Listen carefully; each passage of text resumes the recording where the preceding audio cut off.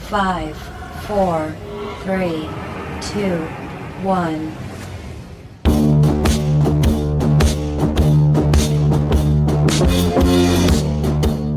Johnson is fouled and New York by one. Better than most. How about in? That is better than most. Better than most. Manning works out of the shotgun. He takes it, facing pressure. He's in trouble. He's spun around. He's able to get away. Looks to throw. He does downfield, and a leaping catch is made down at the 25. What a play. David Tyree comes up with the ball. What a play by Eli Manning. Here is Brady Quinn looking, pump fakes, he rolls to the near side, throws it, it's caught by Samardzija, inside the 20, inside the 10, he's going in, Notre Dame has scored with 27 seconds left, Brady Quinn does it again. You're listening to another edition of Sports Today with Peter J. Here's your host, Peter J. Mulroy.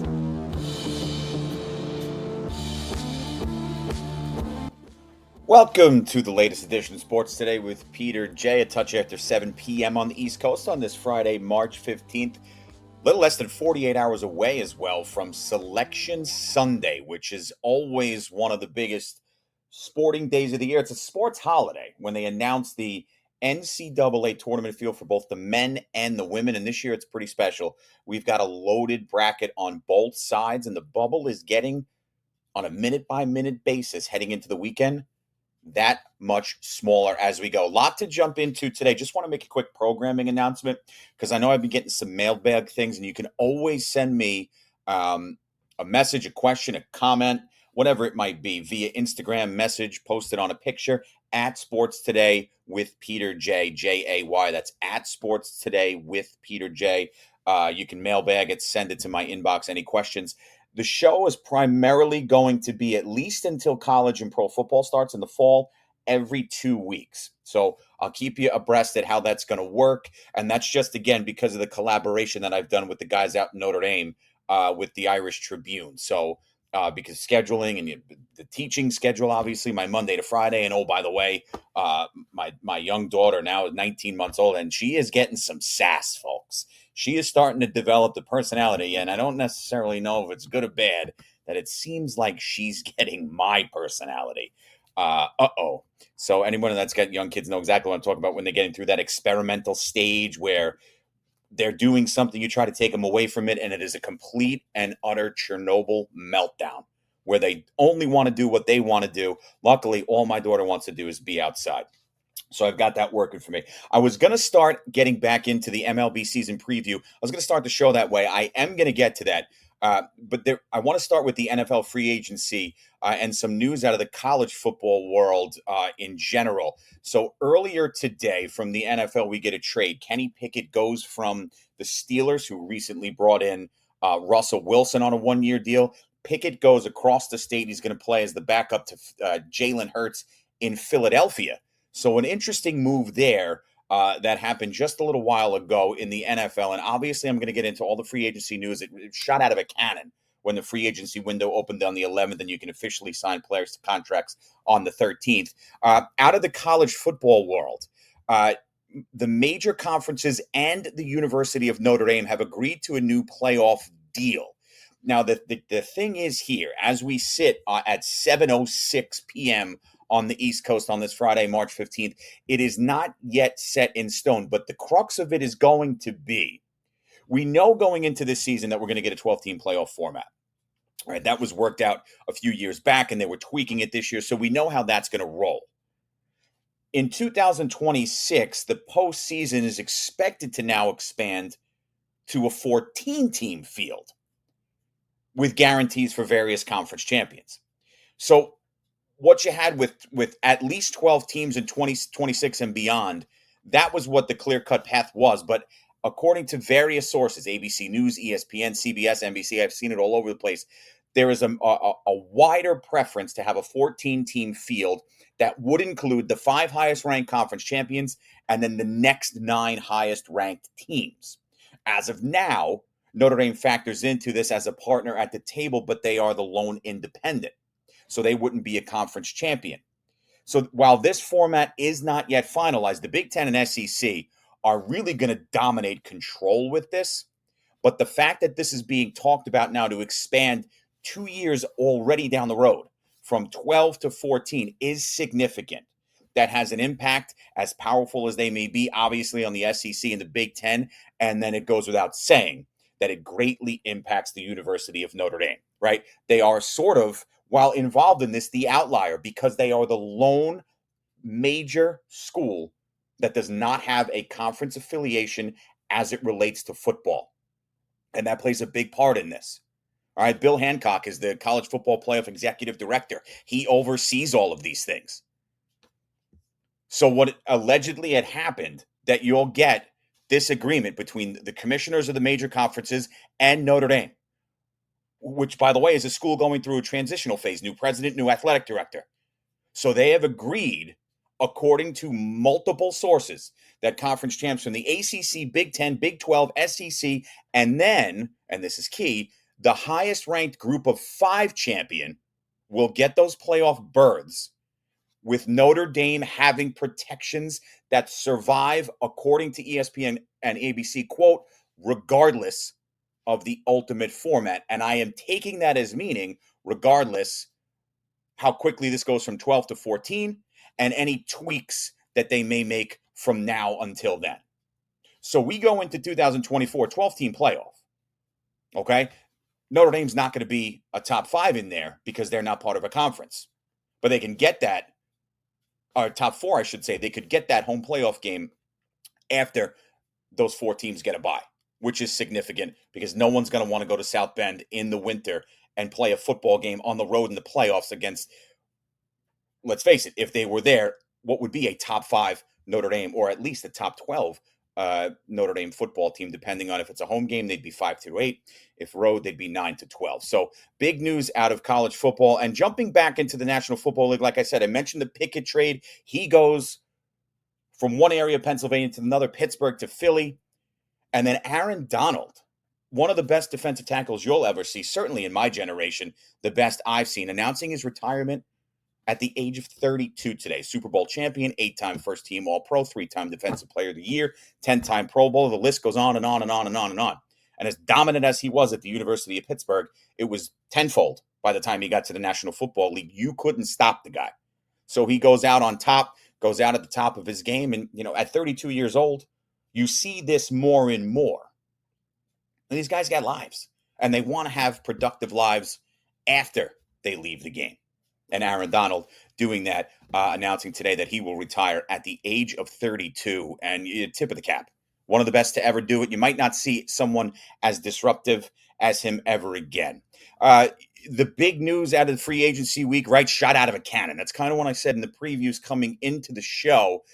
And really the big news, there were 2. There were really 2 that sent shockwaves. And I think it was Kirk Cousins, the 4-year deal going to Atlanta, no longer going to be a part of the future for the Minnesota Vikings, which sort of makes sense. They're in a transitional phase, and they're jockeying around, making trades, positioning themselves for what they want to do in the draft. They picked up the 23rd overall pick in next April's draft earlier this week. So they are moving around to see where they might position themselves, what they want to do in the future. Right now, Sam Darnold holding on to that spot in Minnesota, but you would expect that they would get some competition for Darnold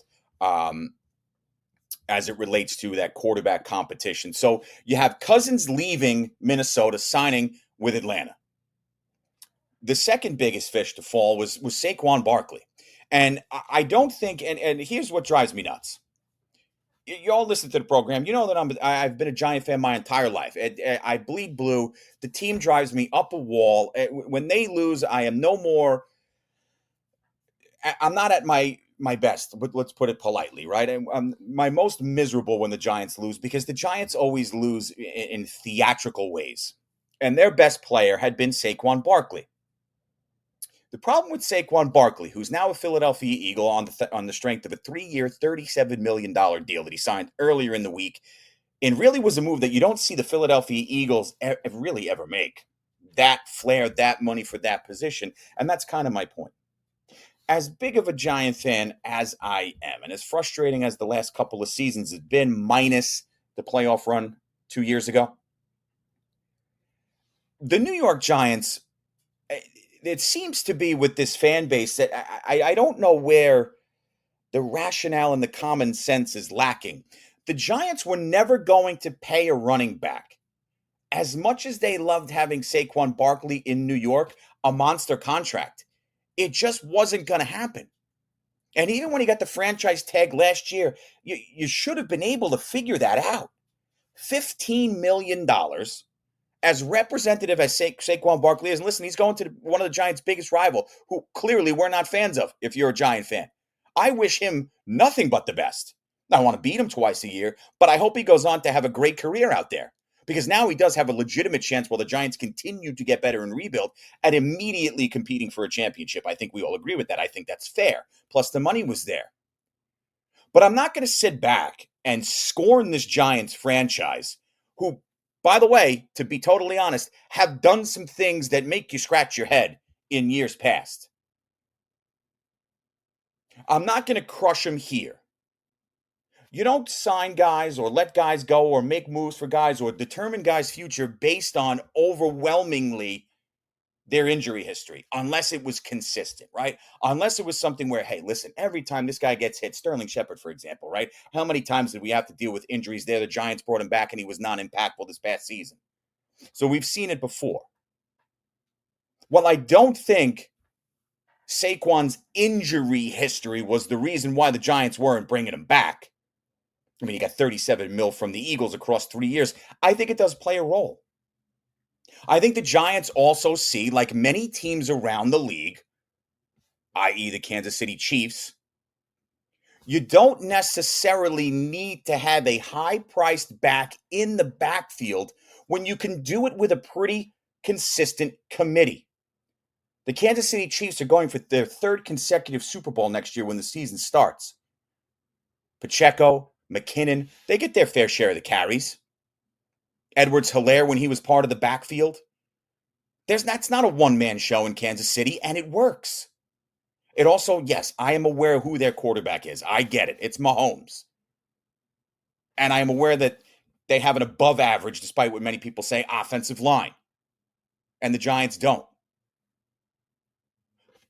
But to say that the Giants were disrespectful here is a bit much. I think if you were approaching this from a rational position a year ago, when the Giants gave the franchise tag to Saquon Barkley and gave Daniel Jones the big QB quarterback, that you understood that there was going to be people who had grievance with that, who had gripes with that, who did not like that move. And that's fine. But here's the argument I'll make, because it seems to be that so many people are hell-bent on railing on the Giants. And then you see the other aspect of the people. F you, Saquon, Benedict Arnold trader. No. Somebody offers you $37 million, I would freaking run there. Right? This is their livelihood too. You've got to make the best decision for you and yours.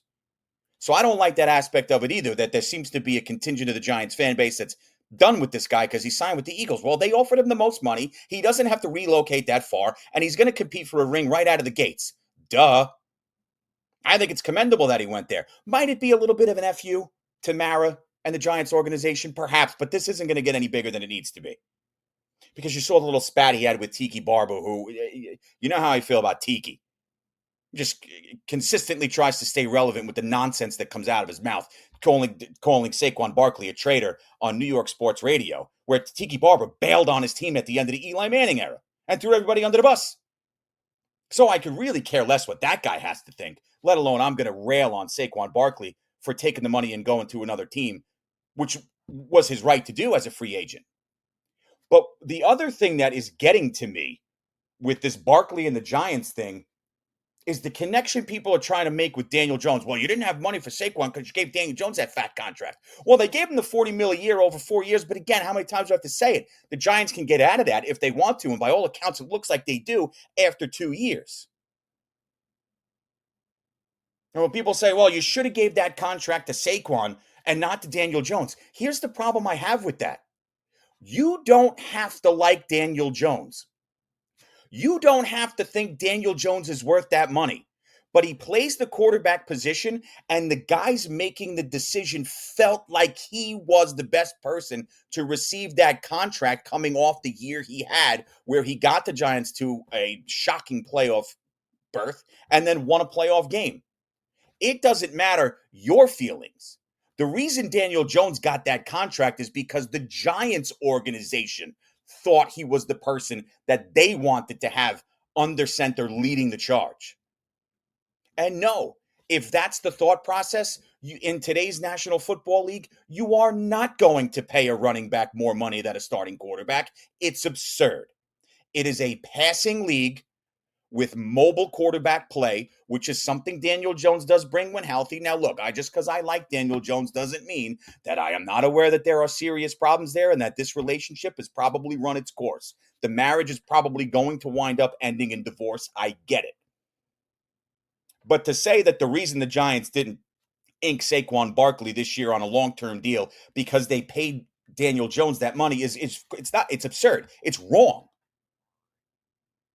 It's hard to find starting quarterbacks in this league. And while this doesn't look like it's worked out with Daniel Jones and the Giants, you can't fault them for pulling the trigger on their own guy.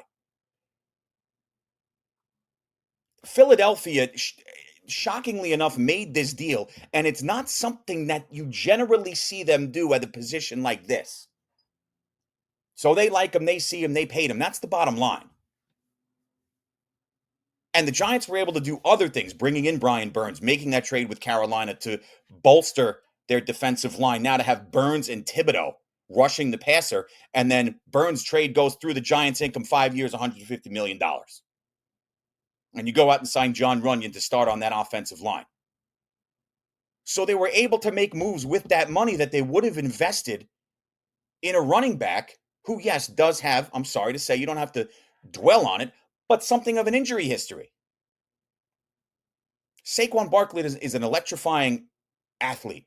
But one of the things that he did struggle with the football was between the tackles, short yard situations. Giants go out, bring in a running back that the coaching staff and the general manager is familiar with in Devin Singletary, who had a career year last year in Houston, and, oh, by the way, is a very good downhill between the tackles, short yardage runner. Giants last year were a disaster early on, and they held it together. You're not going to convince me otherwise that these guys in charge don't know what they're doing and they don't have a plan. Okay? A free agency out of a cannon kicks off like this, and Saquon Barkley goes to the freaking Philadelphia Eagles of all teams. Yes, if you're a Giant fan, if you're a sports fan, if you're a New York sports fan, that is going to reverberate. You're going to notice that. That's going to get your attention. But this isn't a disaster.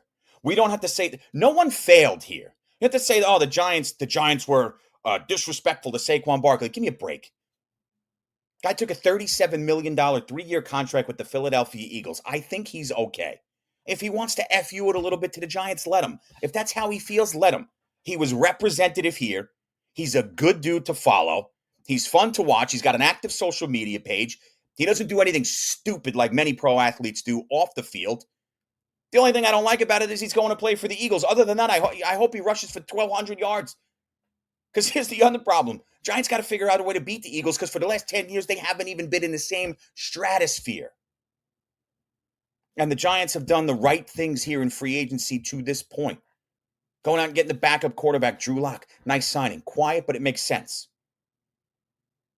Because, oh, by the way, Giant fans, Giants organization, Daniel Jones is going to be your QB1 if he's even ready week 1, which he might not be. So this panic and this vitriol, don't look at what the Giants didn't do. Look at the big picture of what they have done. Yeah, I look at what the Minnesota Vikings are trying to do. I look at what Ryan Poles in Chicago is trying to do. I look what Jim Harbaugh is doing with the Chargers now, moving Keenan Allen over to Chicago. You think the Bears, by the way, are loading up for Caleb Williams? All the things they're doing there? You don't think Jim Harbaugh is preparing to do what he has to do to protect Justin Herbert? Now, Keenan Allen going to Chicago, one of the best pure route runners in all of the NFL. If it is, in fact, Caleb Williams, that's a damn good guy to be able to lean on. So you've got organizations that have leadership that know what they're doing. And in my humble opinion, yes, I am a fan of the team. I think Joe Shane knows what he's doing. I think he's transparent with his coach and his coaching staff. Yeah, I was never bought for a second those comments that came out that Dable talks down to his staff. Oh, really? When you don't perform, your boss gets mad at you. Your boss yells at you. That's how soft we've gotten. Because Brian Dable's gotten A's across the board in the player voting, in the player survey. So I don't buy any of that crap. And what I'm also not buying with this free agency stuff is that Saquon Barkley's some kind of traitor, and then the Giants were disrespectful to him. They can both be inaccurate statements. This is what happens in free agency. But to take the ball and run with it and go with these absurd takes that Barkley's a Benedict Arnold and the reason the Giants didn't re-sign him is because they gave all that money to Daniel Jones. Well, they didn't give all that money to Daniel Jones. It's a 2-year deal if they want it to be, and I'll say it for a third time in 20 minutes and 57 seconds. It looks like it is going to be a 2-year marriage. So those Giant fans who hate Daniel Jones, which hatred is a bit of a strong word because he really overall has not been that bad. You're going to get your wish. He's probably gone. And then you better damn well hope that they figure that out. Because God forbid you actually block for that kid. You wouldn't have him and Tyrod Taylor in the same game last year go down with freaking injury. Believe me, I'm not Daniel Jones' number one supporter, but I certainly am not going to bag the kid for all of this. Because it's more feasible in nowadays the NFL, right? You have a quarterback that has when he's on his game, when he's making good decisions, when he's got time, that two-headed monster like Pat Mahomes, Justin Herbert to an extent, Jalen Hurts is a great example. That mobility, the ability to run and throw the football, Daniel Jones has it. We didn't see it last year because he was hurt. When he came back and healthy, he did not play well. So it was a perfect storm. And the Giants aren't going to make heavy amounts of their decisions around the injury with Saquon Barkley because when he was healthy, he was very productive. The bottom line was, and it always was, going back to when they gave Saquon the tag, they were not going to pay a running back that mega money. It just wasn't going to happen. And if XYZ want to take that personally, to each their own. If Saquon Barkley maybe signed with the Eagles as a little bit of an FU, it would make sense. I don't think that's the case. $37 million tends to do a lot of the talking. So we'll see how it all shakes out. Other news across from the NFL free agent signing period, some league transactions. As far as trades go, Sam Howell goes from Washington to Seattle, and that's an interesting one. The Commanders send Howell, the 102nd pick and the 167th picks in this year's draft to the Seahawks in exchange for picks 78 and 152 in the April draft. I mentioned the Keenan Allen trade from the Chargers to the Bears. Yeah, I mean, that would be an indication that Ryan Poles is ready to pull the trigger with the top pick on Caleb Williams. Calvin Ridley signed a 4-year, $92 million deal with the Titans. $50 million of that, by the way, guaranteed. So good for Ridley. And then obviously the Kirk Cousins deal in Atlanta. So those were the biggies, among others. There's a lot going on. There's a lot that's still going to go on. But free agency always starts in a frenzy. And you certainly had that earlier in the week when the window opened on the 11th. That will take our first call tonight. Mike's online. Mike, what's up, man? How are you? Yeah, hi Pete. How you doing? What's going on? I I agree with you about some of the things you said about Barkley. I mean, he's terrific back, but in my opinion, never a good short yardage back. How many times 4th and 1, 4.5 yard got stopped? If I'm gonna pay a running back that much money, even if my line is not that good, I think he can push across 1 yard. But that remains, that is what it is. But this regime does not believe in paying a running back tremendous money, and they don't believe in playing safeties a lot of money. That's why McKenzie was ended up in free agency. Whether they're right or wrong, I don't know, but that's what they believe in. I think it stung to lose Xavier McKinney, but at $68 million, that's a big swing there for a team that, like so many other teams across the league, right? Yeah. Obviously teams that don't make the playoffs. have so many holes to fill, and I think they've gone about it the right way. I think one of the things now they're facing the Giants is, they are still sort of in purgatory with what their starting tight end Darren Waller may do. So that could add another layer of this, where if Waller decides at 31 to retire, and now you're in need of a tight end too, with really only Daniel Bellinger on the roster. I know they brought in the Eagles back up earlier in the week. Right. But yeah, look, I'm with you. I don't think this needs to be, and to say that Saquon Barkley, wasn't great in short yardage. I mean, it wasn't necessarily his game, but the Giants didn't really ever have that Batman and Robin combination to lean No, on. they So they they'll have really an didn't. opportunity now when they bring in a guy like Singletary. Yeah. One other thing I wanted to ask you, with the draft coming up in April, um, I personally like J.J. McCarthy. A lot of people don't like him. I saw him play 2 or 3 times, and I think he's a winner. I saw him in the combine, a better arm than I thought he had. And I don't know how you feel about him. Maybe he's a reach at 6, but I would take a shot with this guy. I think they've obviously done their due diligence when they have their top 30 meetings with these guys, but it would be a hard sell on a team, that's still, like it or lump it, if he's ready to roll week one. And I think you can put a little bit more emphasis and say, this is interesting that they brought in a guy like Drew Lock. If Daniel Jones is even ready to roll for week one, if for some reason those quarterbacks are off the board, you're picking there with the Giants. If they don't make some kind of move, if Rome Odunze is sitting there, or Malik Neighbors, the wideouts from Washington and LSU Yeah, respectively, you got to pull the trigger. that's I true. just, they need the alpha wide receiver, unless they're able to swing something for a guy like T. Higgins, who earlier in the week requested a trade. Mike, there's so many moving parts. Personally, not a non-believer in JJ McCarthy. There's guys out there. I know Bo Nix and Michael Penix, by the time the draft rolls around, will be 24 years old. Right. That seems to be a bugaboo for some teams. I think you're going to have Jordan Travis coming off the injury, will be a later pick, the really, really talented quarterback from Florida State, whose career ended in horrific fashion. You're going to have options. But if you build these things the right way, and you see that the Giants are trying to build through the trenches, because that's how they believe football games are won. And I don't disagree with that. But Right. you are going to need a signal caller who you can rely on, and you are going to need an alpha target. And right now, they don't have either. You can like Daniel Jones, but there's a lot that scares you there. But the bottom line on the outside is the Giants don't have a 1. They don't have an X, and they need that. That's right. Yeah, you're right. So, Mike, as always, I appreciate the phone call. Look, you're going to see this time of the year with the April draft right around the corner. All right, it's, as far as the Giants' backfield is concerned, with Singletary now coming in, maybe you'll see more of Eric Gray. Maybe it's a guy like an A.J. Dillon, whose name was floated out there after Green Bay made the move to go get Josh Jacobs from the Raiders. So you'll see. I mean, we focus on the Giant because, again, this is a national show, but it's got the New York flavor to it. The Giants got better this week, but there is a lot to be done.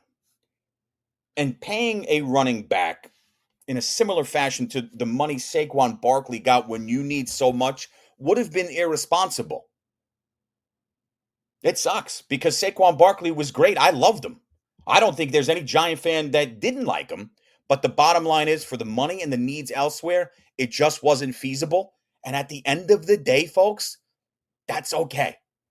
It doesn't need to be because of this, and this, or F you to this guy, F you to that guy. It's a business. And that's the bottom line. And there's a lot more that's going to go on in free agency as it continues, because you'll see some bigger names that continue to fall as these chips go, because every team looks to improve. Every team needs to make their moves, especially with the NFL draft only a couple of weeks away. Next caller, Tom's on the line. Tom, what's up, man? Hey, what's going on, Pete? So, How are you? Good. How are you? So to jump on with Saquon, we had to let him go. Anyone that thinks that we should have kept him for locker room reasons or anything, I don't get it. Him going to Eagles hurts. I wish he didn't. Maybe they should have made a trade to not let him go to the Eagles. But overall, Saquon going doesn't hurt the Giants. It just doesn't. And anyone that thinks otherwise just, I don't know, just doesn't know the game. The Giants need a big offensive lineman, and one of the names that I think that they should go, if he's there, is Joe Alt. If he's there with the 6th pick, I think you build that offensive line. I know we need a wide receiver. I know we need a lot of stuff on the offensive side, but you're not doing anything if you don't have an offensive line to block for Daniel Jones, Justin Fields, or whoever they go for at quarterback. Well, they're going to have options, and they can create more options depending on what they do the next couple of days heading into April. And they've been a little bit coy with their approach here as to what they may do with that 6th pick, because yes, quarterback, wide receiver, and offensive line are amongst their needs, but they've done a nice job to this point improving that offensive line already, especially with the addition of John Runyon, who I would expect would come out as the starting right guard, especially if they moved Evan Neal to left guard to keep him next to Andrew Thomas, which is not something that's out of the question. Olu Fashanu, the phenomenal tackle from Penn State, makes a lot of sense as well. Look, it's going to hurt the Giants that Saquon Barkley's not here if he runs for 200 yards twice a year against them. But other than that, there were areas of need, and while it sucks to lose a guy like Saquon Barkley, the money wasn't going to match up. Exactly. So I'm with you there. And I'm also, what about, Estime, big Notre Dame, running back, can handle, those short yardage plays, also has some explosive speed, especially as the game goes on. Maybe taking him, he's probably not going to go until at least the 4th or maybe 5th round at the earliest. Maybe take a flyer on him. Listen, I'm a diehard Notre Dame fan, and anyone that knows me knows that. But, and I know you are as well, and that's why I enjoy listening to your show every week or when I can. But he's another guy that from Notre Dame has that, personality, that drive, that I can run through walls. They compare him to Jerome Bettis in so many ways. And I think that might be someone that can also add to the addition to Singletary.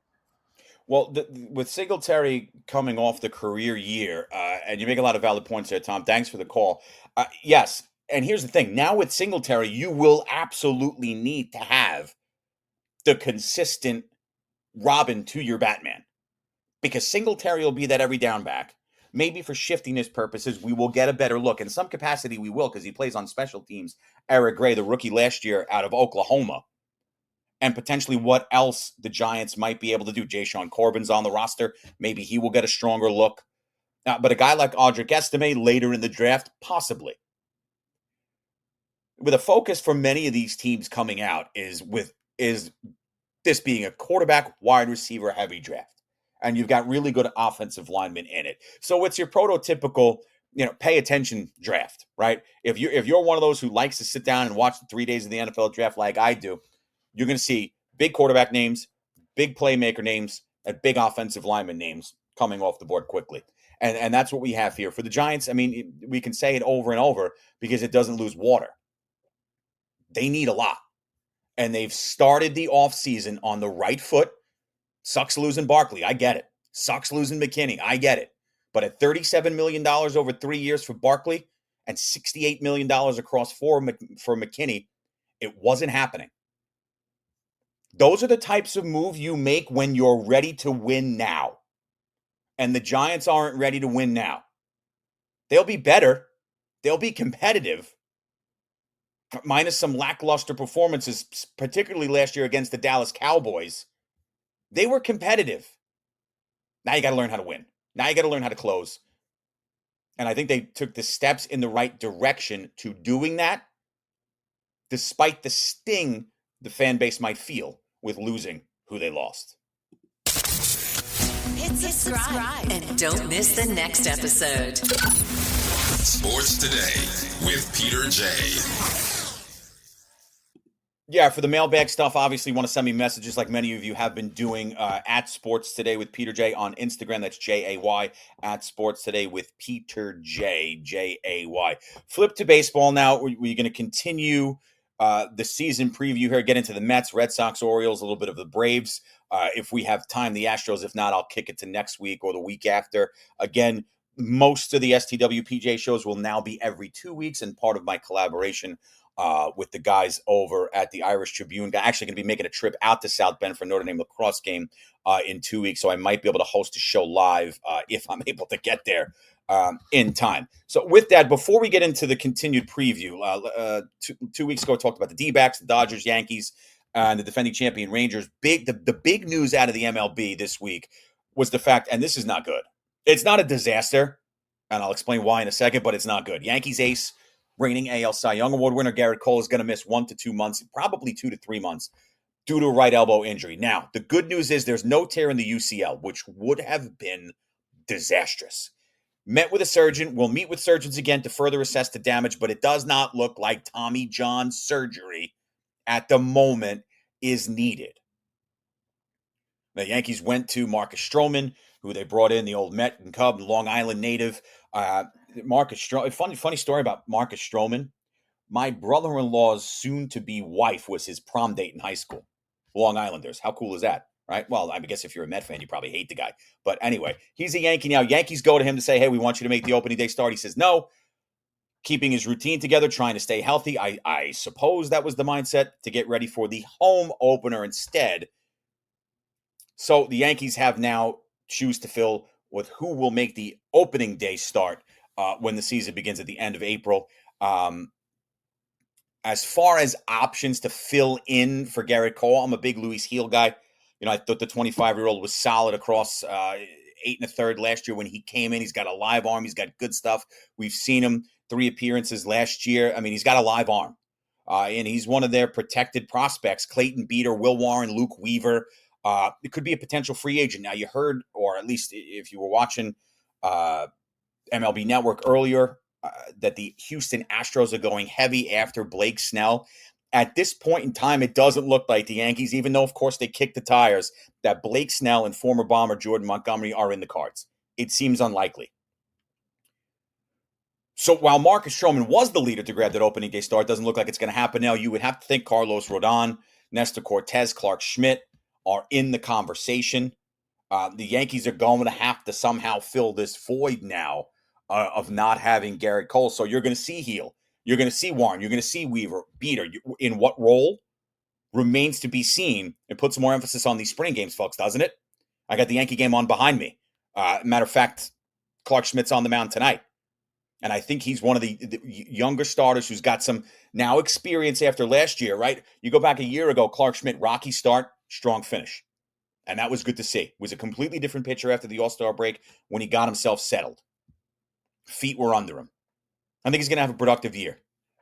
I know a lot of people sour on Marcus Stroman. He seems to be a me guy, some people say. I don't necessarily agree with that. I liked him when he was with the Mets. I thought he was good with the Cubs, very good with the Blue Jays. We'll see. He wants to be here. He's a New Yorker.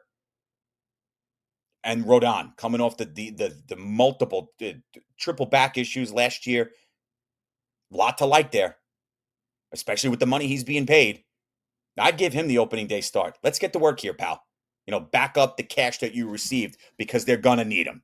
So that was the big news coming out of Major League Baseball this week. As far as our previews are concerned, I want to start with the Mets.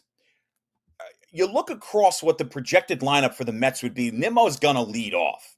He's a 270, 275 hitter, maybe 280 on a good year, and he can take bags when he's on base. Alonso cleans it up. And you see Pete Alonso, he looks lean. He got bulkier up top. Guy looks good. A premier home run hitter. Jeff McNeil in the 2-hole. You would think he's been battling a little bit of a biceps injury throughout the Grapefruit League, but he seems to be okay. Lindor in the 3-hole. I like Francisco Alvarez, their young catcher, in the 5-hole there. Ji-Man Choi, primary designated hitter, probably. They brought him on board. Starling Marte's got to have a better season than he did a year ago. They're going to have to get more production from the bottom of the lineup if they're going to be successful. Now, Harrison Bader going out to patrol in the outfield is a big move. Depending on where they put him, I would probably center field. Maybe you move Nimmo to right, or Nimmo stays in center, vice versa. So you're going to have speed out in that outfield. And then Brent Beatty at third. So the Mets are going to have options, especially as it relates to center field. I mean, Harrison Bader will probably get that nod to start in center field. Tyrone Taylor's another option that they might have. Obviously, Brandon Nimmo. And then you get to look at the Mets rotation. it leaves a lot to be desired. Jose Quintana, Sean Manaea, Adrian Hauser, Tyler Meagle, Luis Severino came over. And listen, I hope Severino really figures it out, because there's a lot to like. That arm talent has been there his entire career, and he just couldn't find it last year coming off the injury. And it was tough to watch at times. It was heartbreaking. So the Mets take a flyer on him, didn't have a problem with the deal. But this rotation, the good news at the back end of this Mets pitching staff collectively, bullpen included, between Brooks Raley, Drew Smith, Adam Ottavino, who they bring back, who I like, a lot of people don't, and then Edwin Diaz. That's huge. But are they going to be able to get Diaz the ball in high leverage innings is the question. I think when you look from top to bottom, Nimmo all the way down to Beatty, unless they go 9-1-2 and hit Bader, Nimmo, McNeil, and move Beatty into 8. You're going to have some speed on the base paths, and the Mets are going to be able to drive in some runs.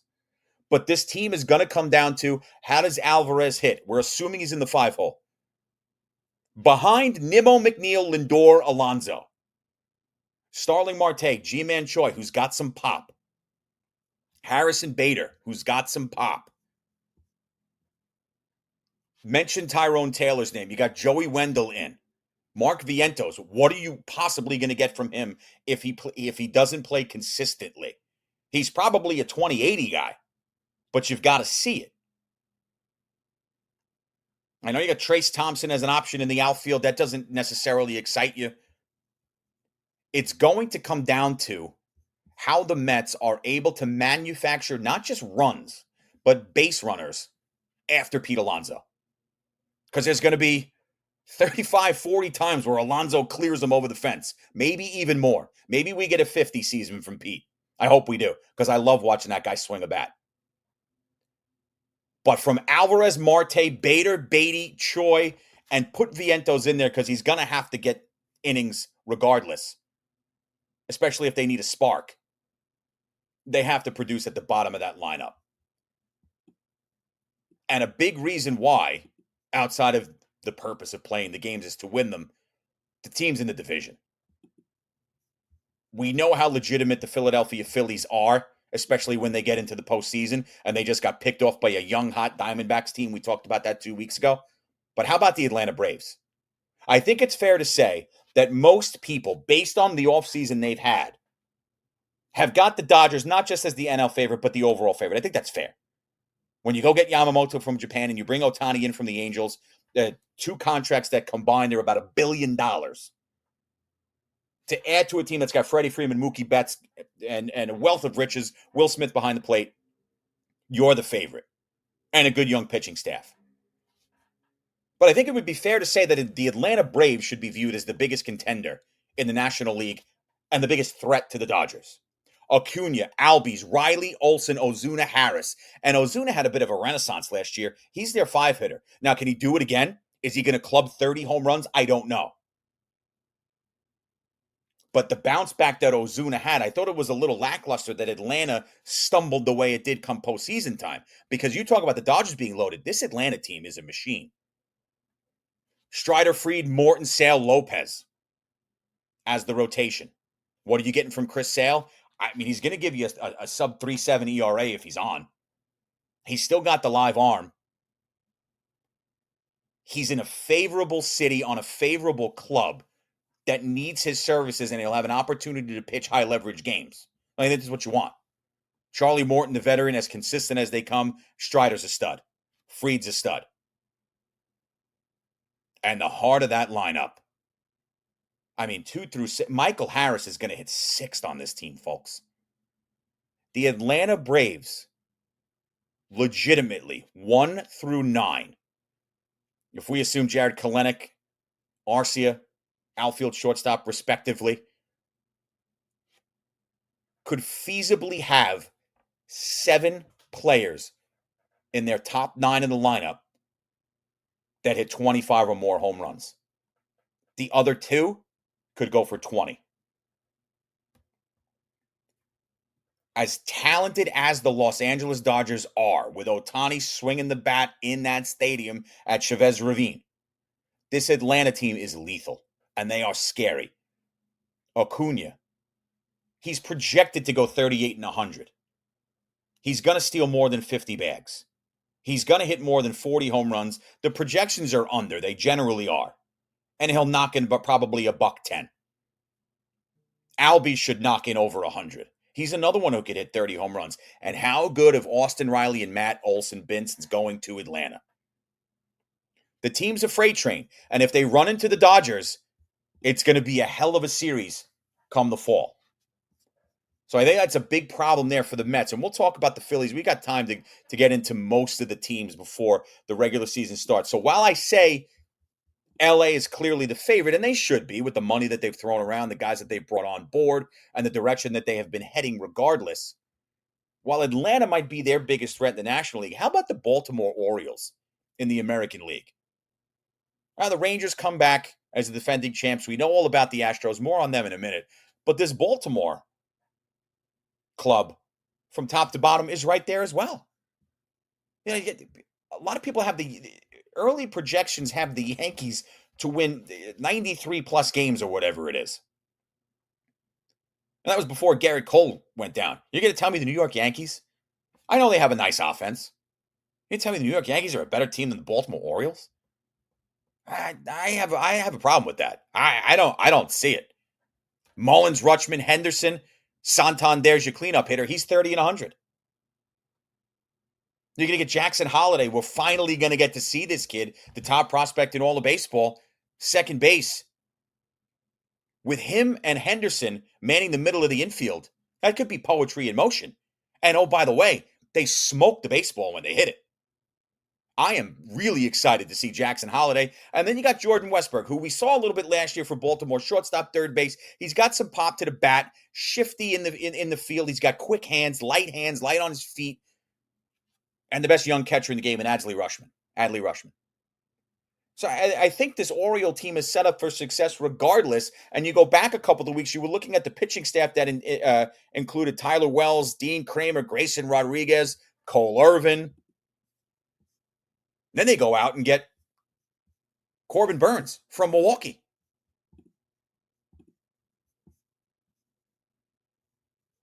Kyle Bradish coming off a really good season a year ago, coming back from an elbow injury. You would probably expect to see him late April, maybe early May. I think early returns on that from ESPN were about the first week of May, could be earlier. He had a phenomenal season. Matter of fact, in fantasy baseball, he's one of my keepers. So this Oriole team was stout before they even went out and got Corbin Burns. So I think they're right there as well between the Dodgers, the Braves, and then you got to put the Orioles there. We're all taking the Texas Rangers seriously, especially if they're able to get the right Max Scherzer and anything close to what Jacob deGrom was. But man, I am big time on this Orioles club. I really am. They're young. Now they know how to win because they've done it. Brendan Hyde does a hell of a job managing that club. Now, I think this legitimately could be the O's year. I truly believe that. I know what's taking place with Atlanta and LA. Believe me, it would be impossible to ignore that. But I like this Orioles team. Another team that just doesn't seem to want to go away, and people hate it because of who it is, the Houston Astros. Top-heavy lineup with Altuve, Bregman, Alvarez, Kyle Tucker's great. Now, you got those four guys that I mentioned are good for at least, you would think, on bad years, 25 home runs apiece. And we all know how terrifying it is to have to pitch to Yordan Alvarez come playoff time. I mean, I think if there is one player in the league outside of Shohei Ohtani that I don't want to see in a pressure situation where I'm on the mound and the Astros have base runners on, is Yordan Alvarez in that batter's box. He reminds me of what David Ortiz was many years ago when the Red Sox were on that run. Because he's their guy. Whether he hits two, whether he hits three, if they flop him around with Alex Bregman. You have Jose Abreu in the 5-hole who's fit nicely into this club. Chas McCormick is another 20 home run guy. Yainer Diaz is going to be behind the plate. He can potentially be a 25 home run guy. And between Valdez, Javier, JP France maybe, and Jose Urquidy, they've got a pretty good pitching staff there as well.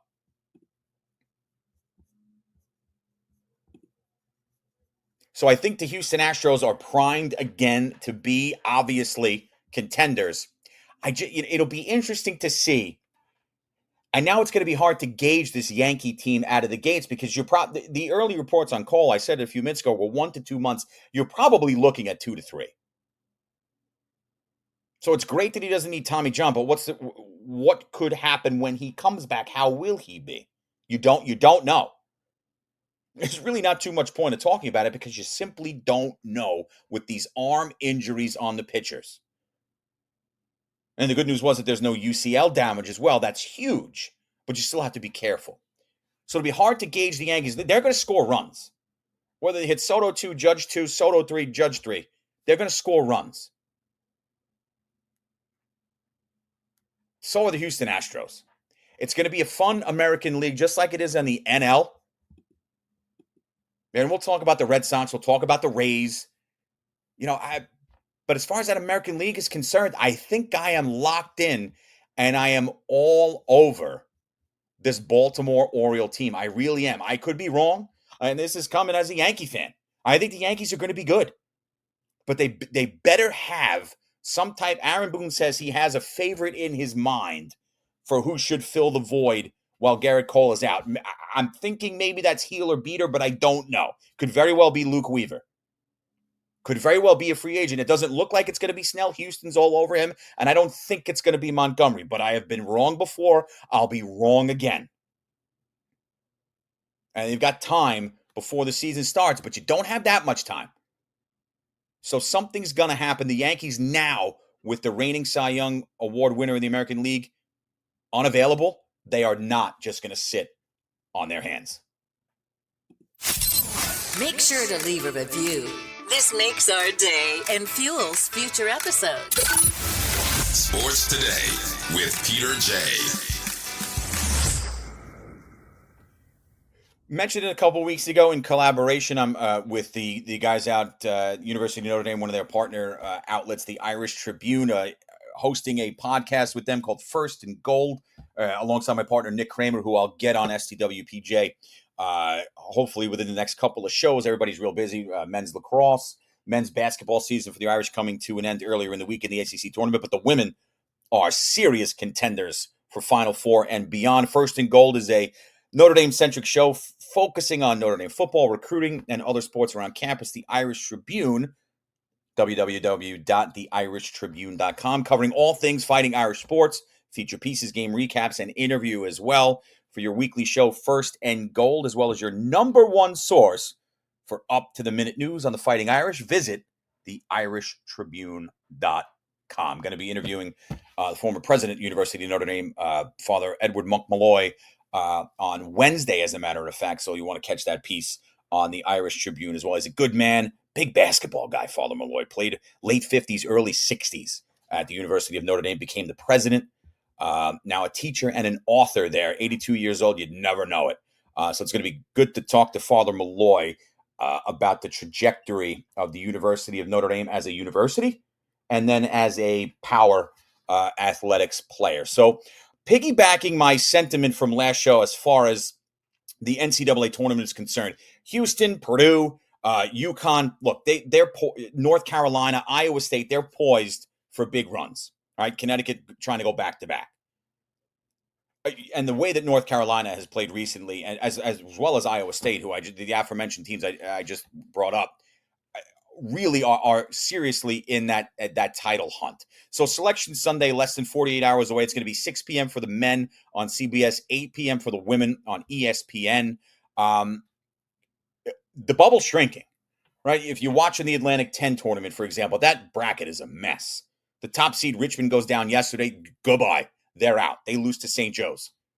The only team from the A10 that's going to get an at-large bid is going to be Dayton. They were the 3 seed in the tournament. They lost. The 2 seed in the tournament, Loyola, they lost. Dayton's going to get in. So they'll be an at-large, and then the A10 conference champion, whoever that might be, will also get in. So there's one bubble spot being taken away because the conference regular season winner is not going to claim the conference tournament title.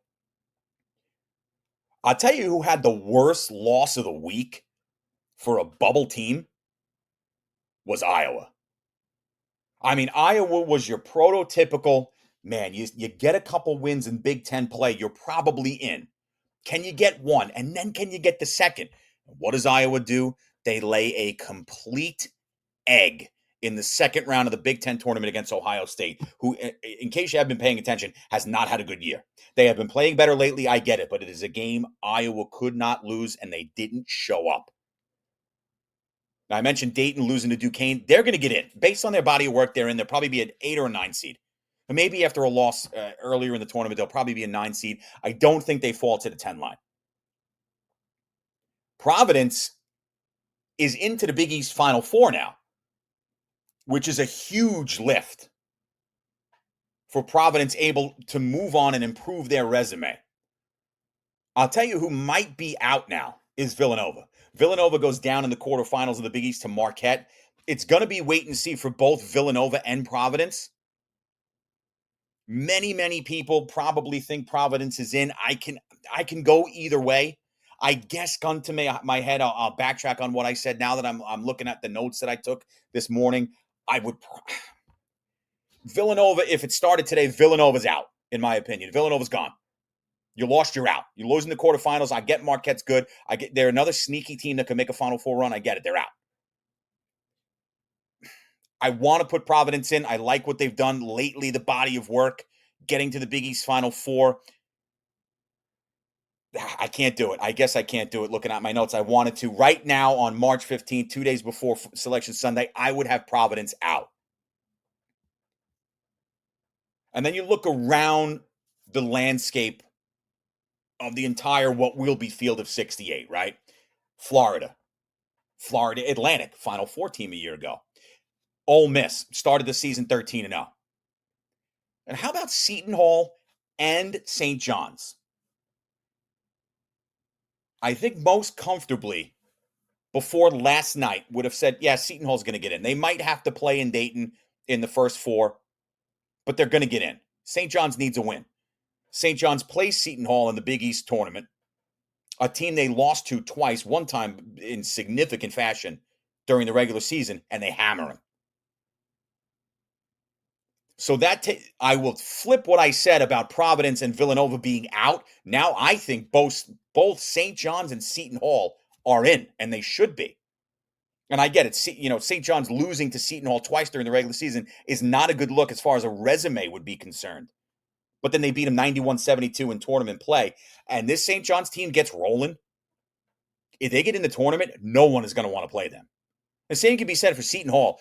But if I had to draw St. John's, if they didn't have to play in the play, well, obviously if they played in play-in round, I'd be terrified of them as well. But if I get them in a 7-10 or a 6-11, and I'm the higher seed, I'm not sleeping very well the night before, especially if they get this thing rolling. And you talk about some of the teams that were competing, right? There was one spot left, you thought, on the one line of how the number 1 seeds were going to shake out. Purdue would probably be the overall seed. UConn, you put Houston in there. And you all know how I feel about Houston. Right? Before this bracket even comes out, I guess I would have to look at it. Pete, who do you think is going to win the whole thing? I think Houston will. You said, well, who else could we put on that one line between North Carolina, possibly Arizona, maybe Marquette, I doubt Iowa State, and Tennessee? So the argument had been, do we go North Carolina? Do we go Tennessee? And then Tennessee goes out in the SEC tournament and gets absolutely freaking hammered by Mississippi State. Down 19 at half, wind up losing by 17. And the sentiment is Rick Barnes in tournament time is scary to trust. It's hard not to follow that train of thought because it happened again. Tennessee had done everything right. in a big spot getting ready for the NCAA tournament, trying to win an SEC title, they get their doors blown off. So they're out as a 1 seed. You could drop them to the 2 line. I don't even know if I doubt they'd move them to 3, but who knows? You lose by 17 as the top seed in the conference tournament, something that has never happened. That lopsided loss, that's problematic. The committee's going to go like that and go, ugh.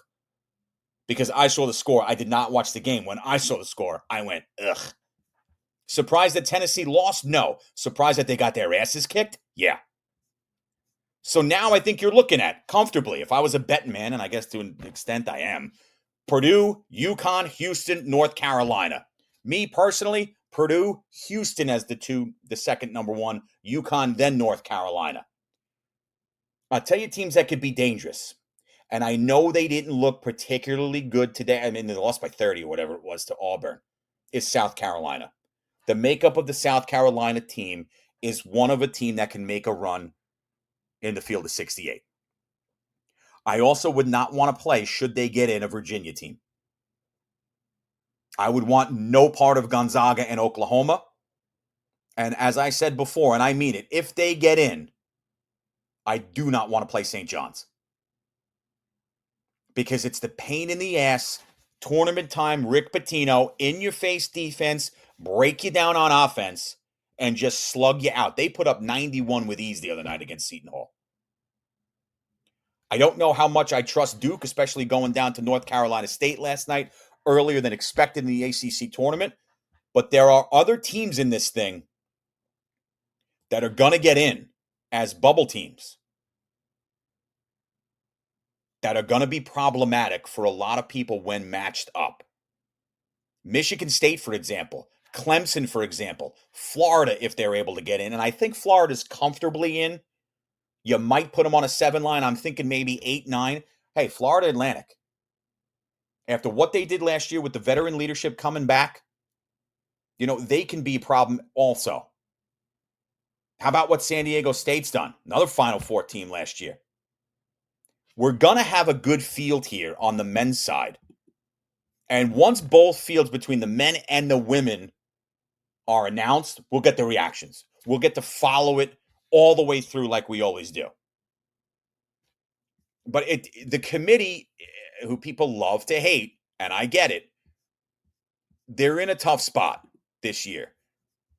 Because I do think there are so many teams that will be deserving that it's going to create those headaches. Now, am I of the mindset that I think the protocol should be expansion to 96? No, because I think it waters it down too much. I think it's good where you have it. And this is where it gets fun. So the conference championships wrap up Sunday.